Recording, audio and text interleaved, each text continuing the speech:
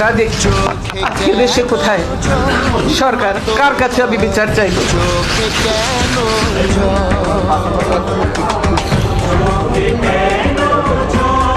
দীর্ঘদিনের সংসারের সব মালামাল রেখে আমাকে এক কাপড়ে বাড়ি থেকে বেরিয়ে আসতে হলো,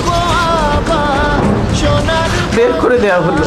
আজকে যেভাবে আমাকে অপমান করা হয়েছে, ঘরের দরজা ভেঙে আমার বেডরুমের দরজা ভেঙে রীতিমাত্র ট্রেনিং হিসেবে তারা বের করেছে এবং এমনভাবে বলছে যে পুরুষ মানুষ এমনভাবে বলছে যে জোর করে ওনাকে উঠিয়ে নিয়ে আসেন, জোর করে দরকার হলে ওনাকে কোলে উঠিয়ে নিয়ে আসেন। এরকমভাবে একটা সরকারের এই আচরণ, ওনারা ধাক্কা দিয়ে আমাকে গাড়িতে উঠিয়েছেন।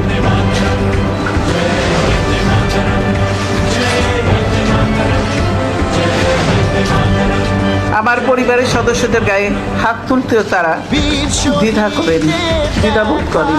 আমি এর বিচারের ভার মহান আল্লাহ ও প্রিয় দেশবাসীর উপর ছেড়ে দিলাম। আমি দেশবাসীর নিরাপত্তার জন্য মহান আল্লাহর দরবারে দোয়া করছি। আপনারা সকলেই আমার জন্য দোয়া করবেন।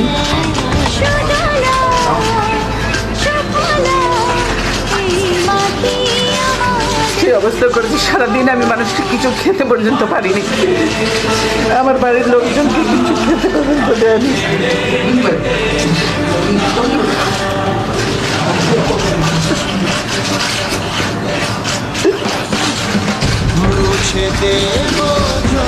বাড়ি ছেড়ে বেরিয়ে এসেছি, এটা সম্পূর্ণ মিথ্যা কথা, বানোয়াট কথা।